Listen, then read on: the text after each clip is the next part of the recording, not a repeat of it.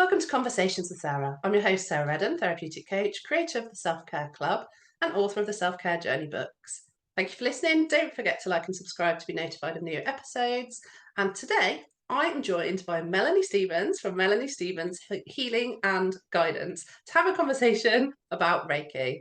Hi, thank you for joining me. Hi, Sarah. Thank you for having me. That's absolutely my pleasure. I love speaking with you. We kind of met in real life and we are together on social media. So I'm very interested to learn a bit more about your way of working and share what Reiki is with our listeners today. Would you like to introduce yourself for the people that don't know you? Yeah, of course. So I'm Melanie Stevens, like Sarah said, Melanie Stevens, Guidance and Healing. I'm a Reiki master. I also work with crystals, which we're going to be talking about today, and how I work with Reiki because I work with distance healing. And I'm also a spiritual teacher. I do courses, and I'm a tarot reader. So many plates spinning. Yeah. And also you are one of our guest experts in the Self-Care Journey group and you share on Tarot Tuesday. I do. I love Tarot Tuesday. Yeah. So let's start with Reiki. How do you describe Reiki to people? So if no one's ever heard of it before, what would you say? So, it's Reiki is energy healing. It's one of those things. Is most people have heard of Reiki, but they don't know what it is. They're not sure Yeah. if it's the physical, like a massage, or if it's something spiritual. It's kind of it is a spiritual practice. It's a very calming, meditative practice where I connect to the ascended masters who taught Reiki on the earth, and they connect me to Reiki, which is a universal life force energy. It's channeled through me into the person I'm giving Reiki to. So I don't have Reiki within me. It's not coming from me. It's a universal energy that we all have access to.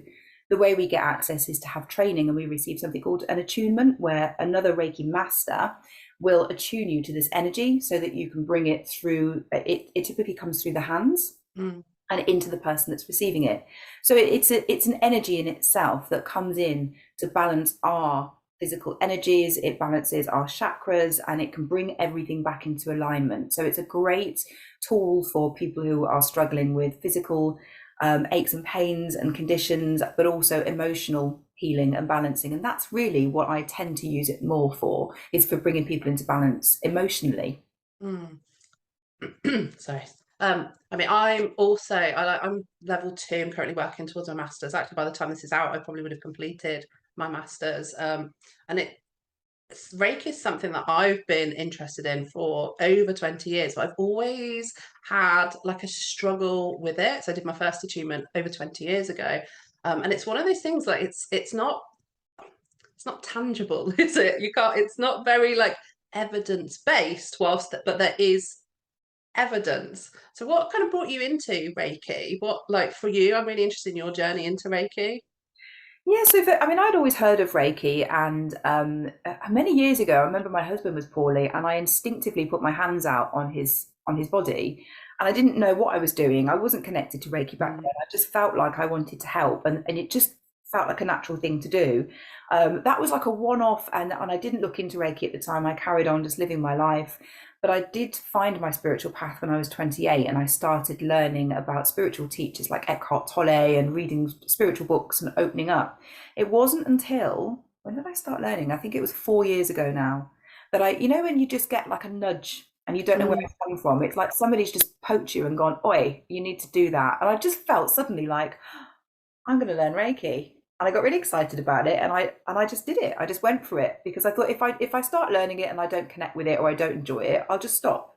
I've got nothing to lose. Mm. So I began learning online, and I did a combination. I did some distance learning and some in person. I had two Reiki masters Yeah. because, like you, I wanted to feel something, and I thought I can learn online. I can learn all the theory, and I understand it, and I can get everything I need. But I want to actually feel it in person with an actual live person in front of me. So I did Mm. it in both ways. Sorry, I've completely forgotten the question. No, that's fine. I've forgotten myself. I think it was how How you did got I into get into Reiki. I feel like Reiki? you're answering it. It's interesting to me. So carry on. Yeah, so I just fell into it. Really felt like somebody had nudged me in that way, and I did the combination of the in-person learning and the online, and just loved it. And so Mm. I carried on and did it all the way through to the master. I got to the same stage as you, actually. I got to Reiki 2, and I felt like at Reiki 2, you can be a practitioner. You can use Reiki on other people. I'd got everything I needed. I was about to set up and actually start doing it as a business just as COVID hit and the first Mm, lockdown. So, of course, that put me back and I couldn't start working doing Reiki with people. mm. So then I thought, well, I might as well do the masters now because I can't actually start working with it yet. So that's why I went back into the studying and I got Yeah. it all done. Yeah. Enjoy the master course. It's you learn a whole load of new techniques. Yeah, I mean, I'm really looking forward to it. It's been my sort of journey with Reiki has been quite interesting, shall we say? Because I learned in person, level one, level two, um, and because of how I looked at the world, and it whilst I fully believed in all of the energy and everything, I really sort of struggled with my logical brain, that kind of need to have evidence, to have proof. So even though I would do Reiki with like the children with consent and be like, can you feel this? Like, like energy stroking, and I would get evidence. I would have moments where it was a treatment that I would offer with clients, because I used to do like my holistic therapist, my massage, and I would combine it with body work and do sort of stuff like that. And I would offer it, and then my experiences would be so powerful, it would frighten me almost, and I would be like, oh, I don't know how to be with all of this. And I would withdraw from it and sort of take some time and kind of like almost shy away from it. And I think it's like, as I've been through this most recent evolution of what it is to be me, I've come back around to being much more okay with the experiences that I have. And I've been working with Luna, who's been one of our previous guests, to um, go through my Reiki from the beginning again, because it just felt like something I wanted to do from the beginning rather than just go straight in, because I'm a different person to who I was 20 years ago, and I knew it would be a different experience. And I think that when we start talking about Reiki and energy, that can be quite a normal reaction to people, that it sounds a bit like a bit weird. It sounds a little bit scary. It can sound a little bit intimidating. It can sound a little bit like, are you going to start like mind reading me, or are you going to start like prophesizing about things? Some Reiki, or in my experience, some Reiki therapists, masters, whatever you want to call them, practitioners, do offer those things alongside Reiki, but not everybody does. So what is your kind of Reiki session? What does that look like? So for the distance healing, so I'm offering distance healing now rather than in-person sessions. I actually combine it with crystal grid work. I did a course after I did my Reiki courses. I Mm, studied crystal Reiki, and I thought I just want to experiment and see what that's like, because I love using crystals anyway, and I wanted to bring them into the session. So with distance healing, I start by setting up a crystal grid for the recipient, and that is focused on whatever they've come to me for. So if they need to release some trauma, I've got a grid for trauma removal. If they've come to me because they want to expand their consciousness and work more with their spirit guides, I've got a grid for that. I've got one for bringing in love, self-healing, self-forgiveness, all those sorts of things. So I start by setting up a crystal grid and setting it with the intention to help that person. And I use Reiki, I send Reiki into the crystals, and they're set up in a specific way. And there's certain crystals that I use depending on the grid. mm, So that's actually how I start the session, is setting up this crystal grid, activating it. And then I send a photo of the grid at the end of the session to the recipient. And then I move into the distance healing. And the distance healing, as you'll know, because you've done Reiki too, you get a yeah. chance distance healing when you do the second level Reiki. It's you connect to it by, there's a symbol called Honshaze Shonen. You draw the symbol in the air and you connect to your client through this ancient symbol. What you're doing then is connecting to their energy. So they don't have to be in the same room, they don't have to be in the same country. You're still connecting into their energy. And then you send Reiki to them as if they were in the room with you. And Mm, it still has the same effect. In fact, some people think it's even more powerful, and they can feel where I am. So when I speak to them afterwards, they'll say, did you start at my head and did you work down here? And they've sort of felt tingling and buzzing yeah. throughout their body.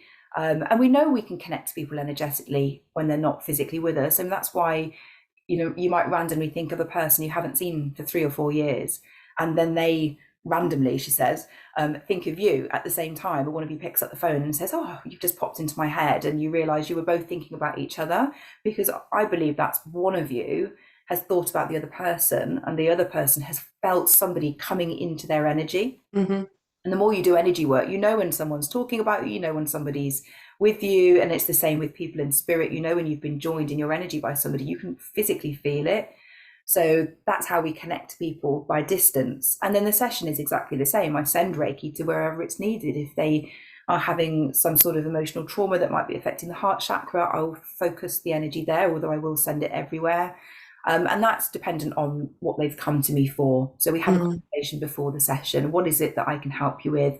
And then I know where to focus that Reiki energy for their highest good. And that's the phrase that I was sort of going to bring up next. It is for the highest good, and also consent's really, really important, isn't it? With Reiki and energy, any kind of energy work.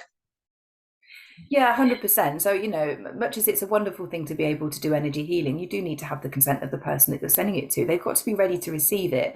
And with Reiki and any energy work, it can bring up stuff sometimes that needs to be healed. So if somebody is going through some emotional trauma, it might be that something's been suppressed, and the Reiki can bring that to the surface, and often does. So some people will feel quite emotional after a Reiki session. They might cry, they might have weird dreams, and that's the things that need to be released coming up to the surface on their way out. So they're not going to hang around, but it will move out. You can't just do that randomly for somebody without asking them first. It can put them into a healing crisis. They might not know what's happening to them. So like with anything, consent is really important. I know it's all done with the highest intention, but we do have to have the consent of that person before we start going into their energy. And that's anyone, any who's sort of ethical, working with energy, never, because I was reflecting back to like, oh, you're going to start doing things, you're just going to start doing things to me. No one that works ethically does things to people. It is, as you say, it's offered with consent, it's offered with greater good, it's offered to be received, as opposed to being forced onto someone. Exactly. And it's the same with tarot reading as well. I will get occasionally people saying to me, can you do me a reading? Can you tell me what this person's doing, or are they thinking about me, or does this person see me? And I can't go into somebody else's energy without their permission. It's not ethical, and I won't do it. I can only tell the person I'm reading for what they need to know about a situation for their highest good, but I won't go into other people's energy without their permission.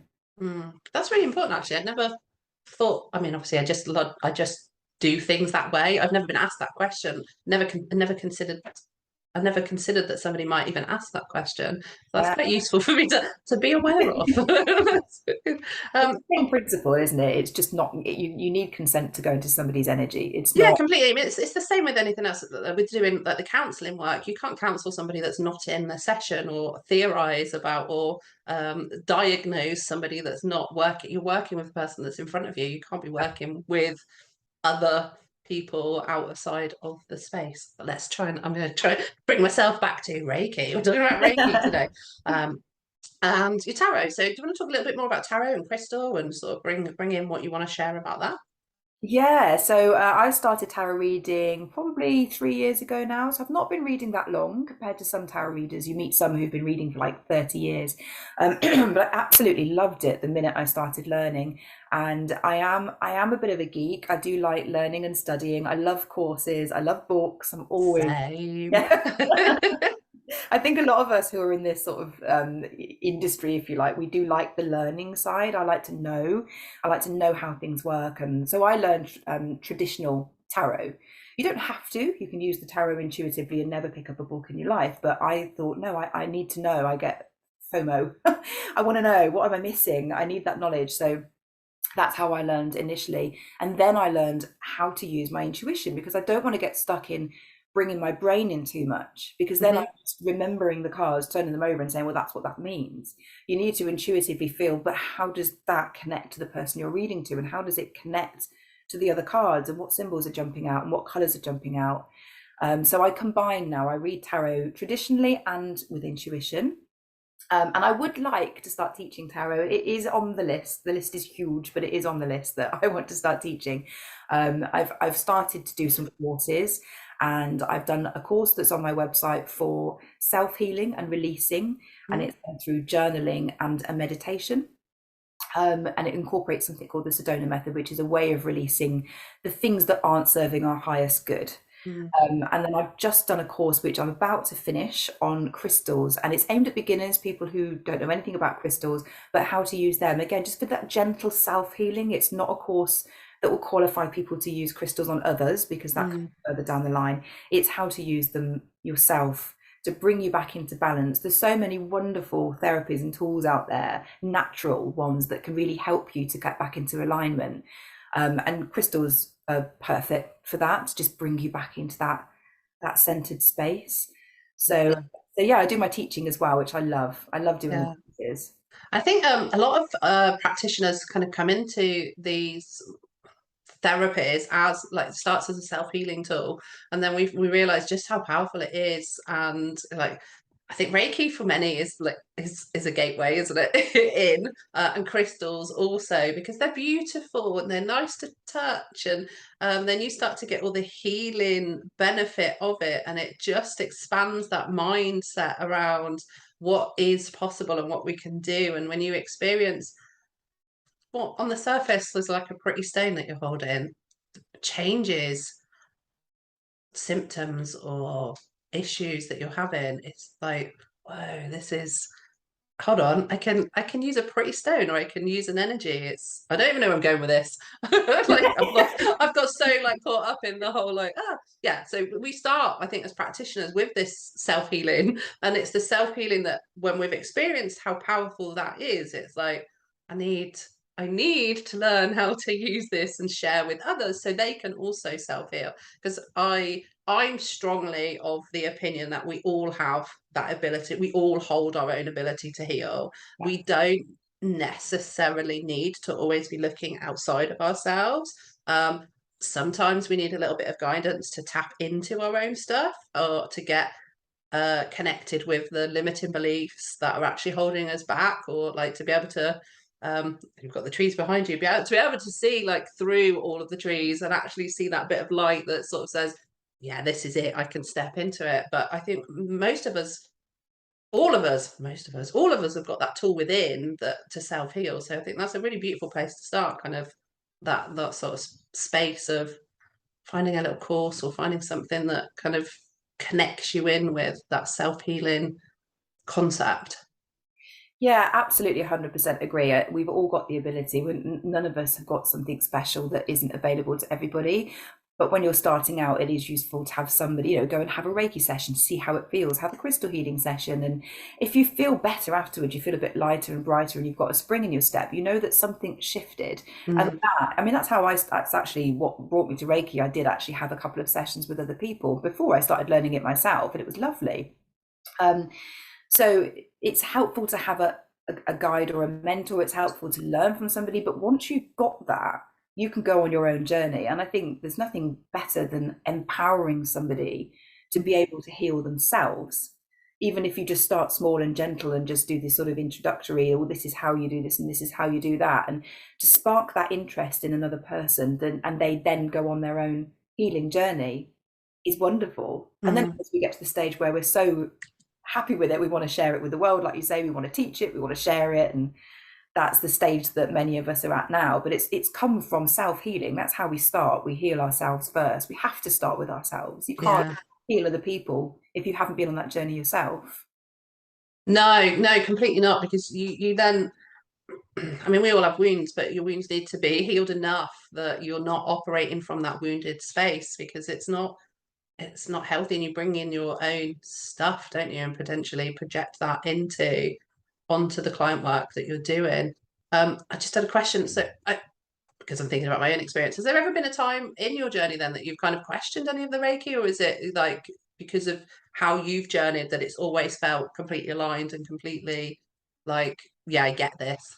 No, I question everything. My logical brain kicks in and says, yeah, but, yeah, but how can this happen? Yeah, but that's not possible. Anything that starts with a yeah, but is generally not good. So, as humans, our human brain, our logical brain, our left brain, whatever we want to call it, kicks in quite a lot. Particularly when I was learning mediumship, it kicked in a lot then, because I just thought, nah, I'm making it up. It's me. Because I wasn't very open at the time to energies. I wasn't sensitive to them. I couldn't feel them. But when you can't feel anything and you're coming up with stuff in your head, you just think, well, this is just my brain working. This isn't Mm, intuition. It's not spirit guides. It's just coming from me. Once you are more sensitive to energies and you feel them physically in your body, I think that's when the trust really starts to flow, because you think, wow, I couldn't create this. I'm having an actual physical sensation. But it doesn't happen to people who are closed off to it. It doesn't happen if you're not sensitive to energies. You start the healing journey and you start to become aware of these subtle energies and the subtle changes in energy when you hold a crystal, for example, and you build on that. So people who are really very, very logical and practical and don't believe in anything, who say, make me feel different with a crystal, they're probably not going to have any sort of experience because they're mm, not open. And it does take practice. And whilst you're practicing and you feel like I'm not getting anywhere, that's when you need that trust. Just keep going with it, keep trusting. Because once you start to feel those shifts in your energy, whether that's through Reiki, whether that's through holding a crystal or something else, and you feel something, that's when you're like, oh, there's something about this. I actually felt that then.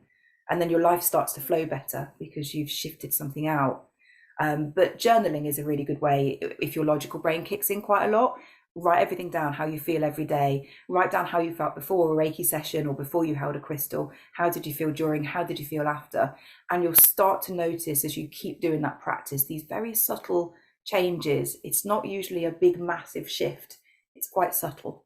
mm. But you've got to persevere with it, and the trust will build as you But start taking we all experience these kind of energetic feelings, like when you walk in a room and that it feels a bit off, or you have a conversation with somebody and it, it on the surface it's been a terribly polite conversation, but you come away with some sense of unease, or up. you just inexplicably like really like someone that you've only just met. There's just something about them that like feels comfortable or feels like you want to know them. Like that is our energy in play there, isn't it? There's no, you just literally in the same space as somebody. You might not have ever had a conversation yet, and there's something that you feel drawn to or repelled from. Absolutely. And I think that's something that energetically sensitive people do feel. I don't know if everybody experiences that, but for me, that's quite normal. I've always been like that, but I do have people around me who don't feel anything. Oh, that is really interesting because I've made an assumption based on the people, even myself at my most kind of like closed. I suppose I've always been quite open-minded. So myself at my most closed-minded, hold on, I'm working through this, was still quite open-minded. So I've always kind of had this, but I guess the people that I converse with as well, even the people who think what I talk is utter nonsense and I'm a little bit mad, still will still would say, oh yeah, I don't know what it is about that person, but there's just something just Ah, feels a bit mm, mm. Because so I've made an assumption that I think we all, on some level, we might not call it energy, you might not call it gut instinct, you might call it judgment, but there's something which is a different thing, but there's just something, some way. Oh, that's interesting to consider. Yeah, maybe not everybody feels it. If you're listening and you've got something to say about this, I would love to hear it. Put it in the comments or come into group and let us know. Because never considered that there's people that have no or don't perceive there to be any kind of reaction to other people. yeah, I mean, I've been around people before. I've always been very sensitive since a child. So, I'll walk in somewhere and just think, oh, I don't like it in here. And I've got people around me just saying, well, it's fine. What's wrong with you? There's nothing wrong. And there is Hmm. something. And it might be then I hear a raised voice, or that, if you're in a pub somewhere and you just feel like, what, it just feels like something's going to happen. I want to leave. But very often it will just be me that Hmm. has that experience. And the same when you talk to somebody. and they're really down, but they don't say they're down because they put their mask on and they pretend everything's okay. And you come off the phone to them and you just feel drained and depressed, or you might feel angry and you think, where, I was fine a minute ago, where's that come from? That's not Yeah. mine. Yeah. But yeah, not everybody seems to pick up on that, or if they do, it's so subtle that they completely dismiss it. Yeah, I think yeah, that happens a lot, doesn't it? That it's kind of it's dismissed. And there's moments I still have moments where on reflection, like a situation will have happened maybe in work or socially or something, and I think, oh, on reflection, there was a moment where my intuition was like, this isn't the right choice, or this isn't, this isn't an aligned connection or whatever, and then whatever's whatever, and then it's like, I didn't listen. And I had that moment. I had that moment, and my brain went, "No, I'll be fine." It's like, oh yeah. I mean, it's nice to have these little reminders. Yeah. But Yeah. equally, you know, you're a reflector. You reflect on things. I reflect on things. I'm a deep thinker. I'm a deep feeler. But not everybody is. And if you're just rushing through life, just living, you know, surface level stuff, and you never sit and tap into how you're feeling, then you're not going to know that that's your intuition talking to you. And there, you might then say, well, there's no such thing as intuition, or because you're just so, you don't spend the time to sit with your feelings and sit with your thoughts about something that's already happened and reflect on Mm, that and think, oh, I missed something there. I'm always sitting thinking, I'm always in my own head, so I pick up on things like that, sometimes not in the moment, like you've just, yeah. it might be afterwards, and I think, I knew that wasn't the right thing to do and I ignored it and I did it anyway and it went wrong. Yeah. But Yeah. we I think it's have so those important to moments. kind of listen to that inner voice, really, isn't it? Or to be open to listening to that inner voice. But of course, we're very conditioned as a society to just be busy and just to kind of get on with stuff and not, let's not question anything too much. We'll just do the status quo and do what we need to be doing. Um, and for people, it is hard to sit with your own feelings, and it is hard to sit with your own experience, and it it takes work, doesn't it? It That's does. where the work happens, that quiet time, that contemplation. So not in a what's the word I want? Ruminating constantly, and not from an anxiety place, because that's a very different way of being, where you're second guessing, questioning everything you've ever done.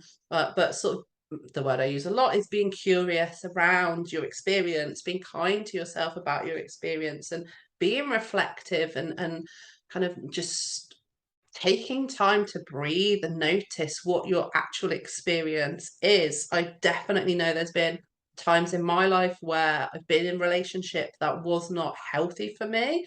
But it was so what it was. There wasn't space to reflect. As I learned to do that, I came to realize that this is not okay for me, and there's things that are not okay. Sometimes we're just in a situation that it's just easier to be in the situation, and starting to open our thought process to connecting with our own feelings can be unsafe or can feel unsafe. And so we don't do it. And there's something very much in needing safety to have space to connecting with your thoughts, to connecting with your feelings, to connecting with your energy, to be able to really witness your own experience is the phrase I've got coming up. Yeah, absolutely. And I think that there's a couple of things there. I think one, we've got really busy lives. We've got lives full of distractions, from spending time in nature and sitting and contemplating what's happening around us. We, you know, especially people who work, they've got kids, they're constantly having to do things. So I can understand people not carving out time for themselves, even though we all know it's good for us and we need to do it. And you know, meditation is wonderful, and a quiet space is vital for our well-being. But when people are rushing around all the time doing things, constantly on the go, by the time you stop and sit down, it's time to go to bed. so Mm, so I can understand that. But I think there's another issue there, where there might be a bit of a fear. What if I stop and I contemplate what I've got and it's not what I want? That's quite yeah, scary. And I think yeah, it might be the distraction of keeping busy and not having to think about that is quite appealing, particularly mm, if somebody is a bit unhappy in their relationship or in their job. They might not want to open that can of worms by sitting and realizing, actually, I'm really, really unhappy, because then I've got to do something about it. And that, exactly that. Once you're sort of aware, it's quite hard to. I mean, people do squish it back in, squish it back down, but it just keeps coming up, and it will. And I really believe that for many people that suffer with anxiety and depression, that is part of that. That there's things in life that aren't aligned Yeah. and aren't serving their greater good. That we're pushing down, we're squishing down because for whatever reason it needs to be, and that is manifests in that kind of symptoms of depression and anxiety. And when we start to allow ourselves to actually feel and experience our experience, once you have that acknowledgement that this isn't aligned with me, this person isn't good for me, this place of work doesn't fulfill me, this food that I eat doesn't nourish me, this, I'm laughing because it's a conversation we were having beforehand, these things that I I always do, get you that. do, yeah, you have to, there comes a point, I think, where you have to make change because it becomes almost uncomfortable to, once you've opened your eyes to the experience that you're having that just isn't right for you, it's the need, the pull to change is so strong that you have to take action. And then actions can be really hard. Like, where do you go? What do you do? How do you do it? It's And also, we can't always. What if you're, you're in a job that you hate, but you need to pay the bills, you need to put food on the table, you can't just leave. So sometimes we know that we're doing something we're not happy with, but we haven't really got a choice there in the moment. We can plan for a day in the future when we can make that change, but we know we're kind of stuck with it for now. And mm, that is no wonder that causes severe anxiety and depression, because that feeling of I'm stuck with this and I'm not happy mm. is overwhelming and unbearable. But we And all that's where go through that's it where we become sometimes. unbalanced Yeah, and exactly. in our energy. Yeah, and it is part of our human experience, but this Yeah. is, and again, this is what things like Reiki can help with, because they bring things to the surface to enable that shift. So if there is something that isn't serving your highest good, usually that's why people come to Reiki, because they're Mm, fully aware that something isn't right and they want to change. And it's when they mm, take that action to get some Reiki, or they take that action to get some therapy, or whatever it is they choose, that's them starting that change process, which is, it's a brave thing to do. It's a big life change potentially, and it does take courage to face mm. that and say, I need to do something with this, so I'm going to get some help. Yeah.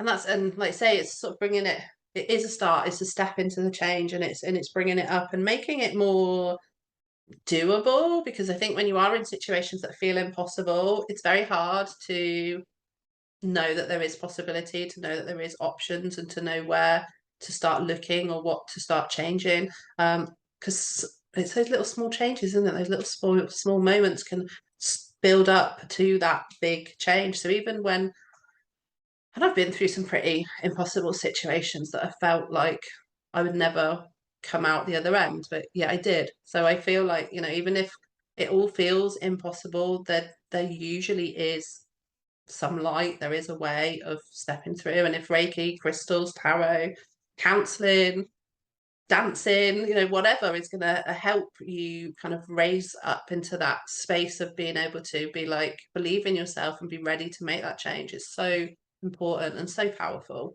Yeah, absolutely, 100%.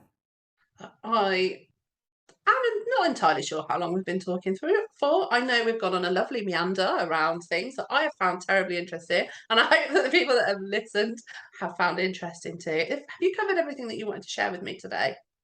Yeah, I think I have. Yeah, I think the only this the sort of, if I wanted to summarize what we've talked about and leave people with a key message, I think is what we touched upon earlier, is carving out a little bit of time for yourself every day if you can, just to sit with what is, and sit with your own thoughts and your own feelings. And I mean, I love, sitting with a cup of tea, looking out into the garden, looking at the trees. It doesn't matter what the weather's doing, because I just like to connect with nature in that way, and just have that moment of peace in your Mm, day. The difficulty for me is getting out of that moment of peace and getting back into what I need to do, because I'm so happy in there. I could sit there yeah. for hours. Um, but and we've got such busy lives, and that's understood, but just to take those few minutes every day will make our lives so much easier, because you've got that time to connect in with your intuition and connect with how you're really feeling. And it's showing that you're caring for yourself. You're giving yourself a few minutes of your time every day, which you absolutely deserve. Completely. And I would absolutely echo that, and it is the foundation of what the philosophies are with the self-care club. Anyone who says they're too busy to take 5 minutes for themselves probably need to be taking at least 10. We all need that space to be. We all need it. It's to understand who we are and what we want in the world.